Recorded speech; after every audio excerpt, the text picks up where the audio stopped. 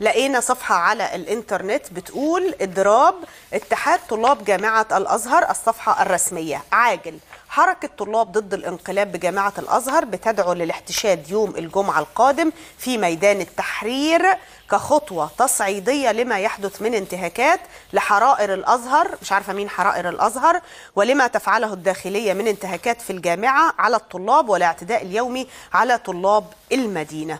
الحقيقة انه المسألة تستحق ان احنا نقف عندها شوية. هي موجودة عندك مع الورق بتاع الصحافة لان هي صفحة اخيرة. بكل الاحوال هي الصفحة بتاعة الخبر العاجل بتاعهم اللي هي الصفحة دي. انت ايه رأيك في القصة يعني كرد؟ يعني انا هختلف معاكي، هو الموضوع لا يستحق ان احنا نقف عنده. ليه؟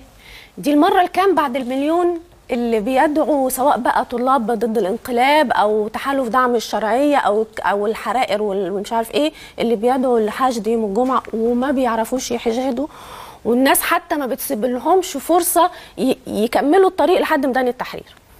المره الكام؟ كتير. يعني احنا لو قعدنا نعد من بعد مرسي ما مشي لغايه النهارده قعدوا يعني يقولوا هنحشد كم مره وما حشدوش، هنبص نلاقي مش عارفين، مش ملاحقين ان احنا نعد يعني. فكل دي بقت خلاص بقى اقتربت من ايه؟ دعاوى خرقاء مجنونه. يعني كل الدعاوى اللي بنسمع عليها من وقت للتاني، القوى الثورية اللي بتقعد في أنصاف الليالي مع تحالف دعم اللاشرعية استعدادا ل 25 يناير، المجموعات اللي بتقدم نفسها بوشوشها هي بديلة لمشروع الإخوان اللي رفضوه لما رفضته كل القوى الوطنية، كل ده مش قلقك؟ خالص، أعلى مفخلهم يركبوه. احنا عندنا جيش قوي وعندنا شرطة قوية وعندنا أهالي جدعان. لو كانوا دول عرفوا يعملوا اي حشد في الفتره اللي فاتت كانوا عملوا. دول بيترنوا العلقه ويروحوا على بيوتهم. هم ناس بقت بتعشق انها تترن علق وخلاص بقى. ده كيف انت عارفه بيبقى حاجه بيوصل للادمان بعد كده. هو يوم الجمعه متظبطين لازم ياخدوا العلقه بتاعت يوم الجمعه، فهم نازلين ياخدوا علقه يوم الجمعه. خلاص اوكي، اهلا وسهلا.